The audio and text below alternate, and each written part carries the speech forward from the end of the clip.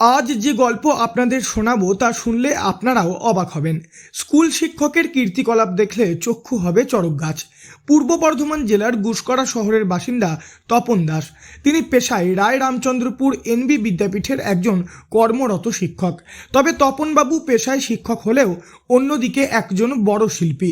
তার হাতে যেন জাদু রয়েছে।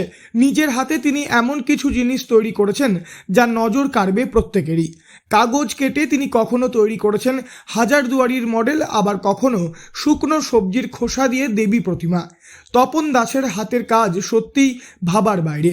ভাবলেই অবাক লাগবে কিভাবে একজন শিক্ষক হয়েও তিনি এই কাজ করে চলেছেন। তার হাতের তৈরি এই কাজ প্রসঙ্গে তপনবাবু বলেন, আমি এই কাজগুলো কোথাও শিখিনি। আমার ছোট থেকে ইচ্ছা। আমি ক্লাস 8 থেকে এসব কাজকর্ম প্রায় শুরু করি বলতে গেলে। তবে এটা যত দিন যায় মানুষের যখন উৎসাহ পেলাম যে অনেকেই বললো ভালো হচ্ছে, তখন প্রথম দিকে কাজগুলো দেখার মতো হতো না, অনেকেই হাসাহাসি করতো। তারপর আরও চেপে যায় কাজগুলো। আমি প্রায় এখন বলতে গেলে অনেক দিন ধরে ক্লাস 8 থেকে অনেক দিন ধরে কাজগুলো করছি। যেগুলো করি ওয়েস্ট মেটেরিয়াল দিয়েই হয়।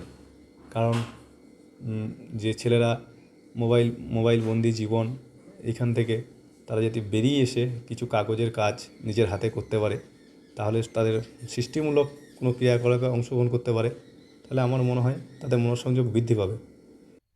তপনবাবুর তৈরি হাতের কাজের মধ্যে বেশিরভাগ সময় থাকে পরিবেশ সচেতনতার বার্তা।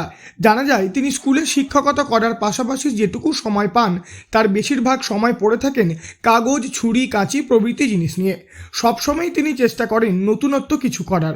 তবে এই এত সুন্দর হাতের কাজ তপনবাবু কোথাও শেখেননি। সম্পূর্ণ নিজের চেষ্টায় তিনি এই কাজ করে চলেছেন। প্রথম দিকে তার হাতের কাজ ভালো না হলেও আজ তার তৈরি জিনিসের আলাদা কদর রয়েছে। এখনো পর্যন্ত তিনি যে সমস্ত জিনিস বানিয়েছেন তা আপনাকেও তাক লাগিয়ে দেবে।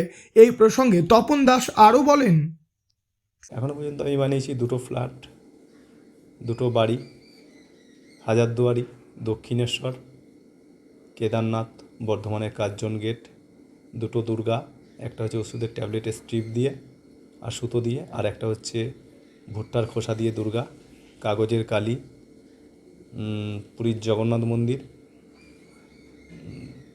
শুকনো কলাপাতা সরস্বতী। মোটামুটি এতগুলো, গোটা 15-20টা আইটেম আছে আমার বাড়িতে এখনও। তপনবাবুর বাড়িতে প্রবেশ করলেই চোখে পড়বে তার তৈরি প্রত্যেকটা মূর্তি, মডেল প্রভৃতি।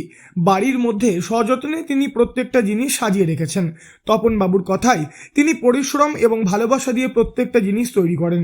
তার হাতের তৈরি জিনিস নজর কাড়ে অনেকের। বিভিন্ন সময় তপনবাবুর তৈরি জিনিস অনেকেই হাজার হাজার টাকা দিয়ে কেনার চেষ্টা করেছেন, কিন্তু হাজার হাজার টাকা দাম পেলেও ভালোবাসার জিনিস হাতছাড়া করেননি তপনবাবু।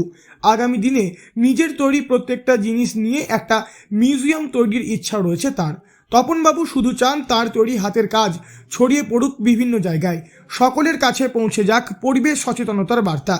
আগামী দিনেও তিনি আরও নতুন নতুন হাতের কাজ সকলের সামনে তুলে ধরবেন বলেও জানিয়েছেন। পূর্ব বর্ধমান থেকে বনোয়ারিলাল চৌধুরী, লোকাল 18 বাংলা।